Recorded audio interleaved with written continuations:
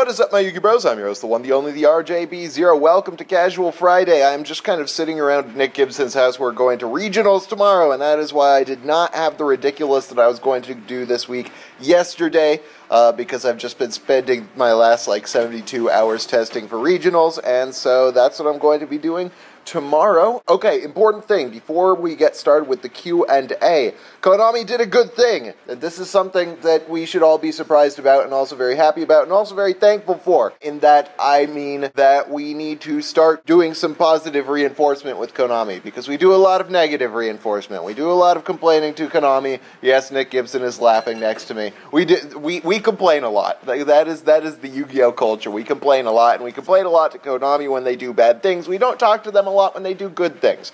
So I think that we should email customer service thanking them for what they've done today. And what they did today was they released the entire list of Astral Pack 6 with the new versions of the text on the website. So it's all official. So it's all official stuff as of today, when that was all that information was released, and that's awesome because it's going to be a good long time before that comes out. I mean, probably a week or something. But that's still a good amount of notice for Konami, when we usually, when we get a new set, don't hear about what's in it until literally 24 hours before it comes out. If we send them thank yous to the email address, which I will show you in the description, then we might have this happen in the future. We might actually learn about all of Secrets of Eternity before, the day before the sneak peek. Or we might actually get the ban list with enough time to test new decks before the events that happen right after the list.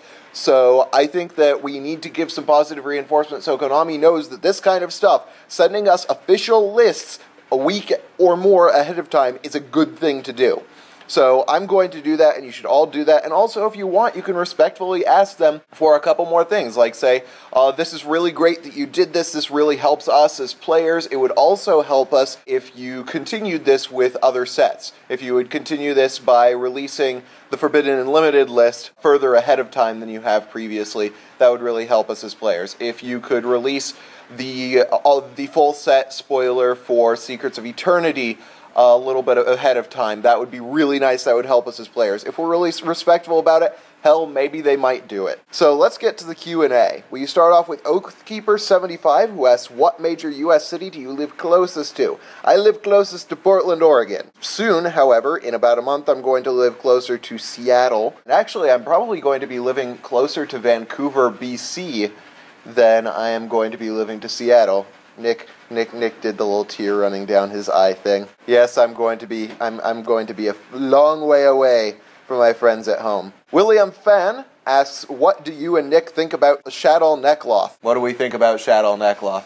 Nick is shaking his head. No. I also shake my head. It just seems like it's really gimmicky, and it really clashes with both archetypes' flow. They have no synergy with each other. You don't even know what the Shadal Water is, and that would be the only thing to do with it, and you don't want to send the rituals to the graveyard, which is 70% of your deck. And the only ones that you'd send to the graveyard other than that would be Shriek and Dance Princess and stuff, your power cards, which you don't want to get rid of. Nick has spoken. Sijim Trom, that's quite a name, asks, how well do you think Evil Swarm can do this format? Well, rogue decks kind of don't exist this format, so that's kind of your answer. I think next format, maybe after Burning Abyss has gotten hit, if they do hit Burning Abyss, and maybe if Skill Drain goes away, then Evil Swarm could probably have some decent matchups, since, Cliff-Orts won't be able to Pendulum Summon under Ophion, and Neckcloths can only pretty much summon Unicorn. So that, Evil Swarms could do well next format, but they're really awful this format. Eric Nilsson asks if I can get a mohawk. You might get it shaved off in front of class. I might get it shaved off in front of my class. Nick had an interesting mohawk not long ago, hence the origin of the rooster thing. I have become Fire Fist Rooster. He has become the Fire Fist Rooster. By the way, just to prove you guys that is Nick, here he is. He's playing Final Fantasy. Chateau Shah. Is that a cat from a chateau? Anyway, asks, is Rogue dead this format? Yes. Rogue is basically dead this format. Yeah, Ninja's where it's at. Final Fantasy jokes, I'm sorry. I'm sorry. No. Yes, it's dead this format. We haven't seen a Rogue deck in, months. Rogue decks have been non-existent. Women in elementary school or younger children can get their pictures taken and become token cards, but no teenage boys or adult men allowed. What? What? Yu-Gi-Oh! Asks, Star Wars 7, The Force Awakens, excited or yawn? I'm pretty excited. I'm good to go for some more Star Wars. If it turns out to be awful, you know, that's life. But, like, it'll be nice to have more Star Wars. That's life. You mean awful?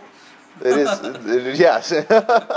Ismail Vega says, do you know of any good generic counter traps? Solemn Scolding. Solemn Scolding is alright. Solemn Warning is kind of generic. Yeah, Solemn Warning and Solemn Scolding are alright. Actually, they're both pretty awful this format because of the amount of damage that all the meta decks can put in one turn. Tyrell Wildman says, what do you think about the Noble... Okay, I just need to put the Noble Knight questions to rest now. If you ever ask me this in the future, I will refer you to this. I'm sorry, what? I'm sorry, there's a person on Final Fantasy named Blue Eyes White Dragon. I want liver, meow mix, please deliver. I'm sorry, you guys have to see this just about. I want to see if I can get this. We're going over to Nick's screen for a second. Okay, so that is a username, Blue Eyes White Dragon, and it says, I want chicken, I want liver, meow mix, please deliver. That made my day. Alright, back to me bashing on Noble Knights. Back now to your regular programming. Noble Knights are terrible because they're a resource-based system. Basically, we were talking about this yesterday. They're a resource-based system in a non-resource-based game. So you have to have Noble Arms in your hand in order for it to function. You also have to have Noble Knights. And so if you have basically the wrong combination of them, it's really awful. Besides, the only place that they do better than other decks are incredibly vulnerable this format. Sacred King in general is just a really vulnerable card this format because Stormforth is run at 3 in a lot of decks right now, and they're definitely sided at 3 in every Cliffort deck. And the only thing you need to do in order to get rid of the Sacred Artorigus is MST the Excalibur. Once you MST the Excalibur, you can do whatever the hell you want to Sacred King because nobody destroys anything anymore. So the only important Noble Arms to the Sacred King is the one that doesn't replace itself, because Destiny isn't going to do anything. You're not going to bother to run over a Sacred Artorigus, so you're just going to MST the Excalibur, bounce the Sacred Artorigus, banish it with Karma Cut, whatever you're going to do with it. Noble Knights are never going to be good unless they make some way of removing their resource-based system. Do you see X-Sabers coming back with the new support cards being released? No. Saber Reflect is a ridiculously good card, but it doesn't change the fact that you have to run it in X-Sabers, which are an awful archetype. They used to be amazing. They had a format where they were amazing, but the game has progressed since then, and now they suck. I will, however, show you duels with X-Sabers because they're fun nonetheless. That'll probably be next week sometime. Another news, Swap Frog still isn't reprinted. Chthonian Alliance asks, do you think Heavy Storm or Harpy's Feather Duster will come back to 1? Why or why not? I feel like 1 can come off the list, just not both. If they unban Harpy's Feather Duster but not Heavy Storm, I'm gonna laugh so hard. I'm still gonna hate it. I think both of those cards are bad for the game. I mean, Hysteric Sign. Heavy Storm could come back, I guess. Yeah, Hysteric Sign.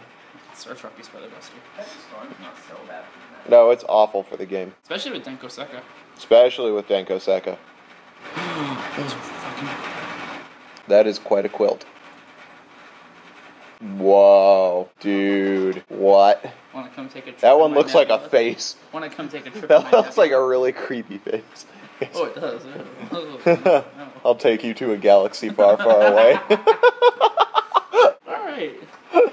Oh, but I digress. OJ the Black asks, is Vanity's Emptiness balanced or broken in your opinion? I don't think it's really either. I think it's just an obnoxious card. He also asks, what cards are still unnecessarily banned or restricted in your opinion? I will find out on Sunday when I do the second segment of the ban list according to logic. What is a good side for Mermails this format? As in, you're worried about playing against Mermails and you want to side against them? Or you're wanting to play Mermails and you want to side for decks this format? I'm going to assume that it's the latter of the two, and I would say Max C, Shadow Imprisoning Mirror, and anything that negates trap cards. Ooh, I'm really dark right now. There we go. That'll do better. David Casimir also asks, what makes Mermails have a bad matchup against Burning Abyss? Everything has a bad matchup against Burning Abyss because of all the damn removal. Everything has a bad matchup to Firelink. Everything has a bad matchup against Fire Lake, that is true. Do you think Heraldic Beasts could be a competitive deck if they get their OCG support and Nodin? Nick is nodding his head violently. I don't know. I feel like even in the OCG they had their time and now they've basically disappeared. So I feel like they could have been competitive if we had gotten them like a format ago. They have a searchable Miracle Fusion Xyz thing. Miracle Xyz. They have 3 Monster Reborns, they have 3 Searchers, But the monsters themselves are ass! Emphas Bana is just like... the best. It's a 2010 format card. But, number 18, the Xyz, if your opponent has 2 Dantes on the field, you can detach and destroy a Dante. If they're ever gonna let you get the damn thing on the board, they're just like, oh, that's cute, Fire Lake. They're not gonna Fire Lake your lead. Fire Lake. Also, you could just advance Heraldry Art 2 and then make it, and then they can't do anything. A 1 card. And if they destroy it, you mill 2 and get Leo's effect. Whatever. Right. I still don't think they're going to be good when they come to the TCG. They have access to Lightning Chidori. Calm down. Yeah, so does Yosinju. That doesn't make it a good deck. Yeah, but Yosinju's bad. Yeah, exactly. Nicholas Blutreich.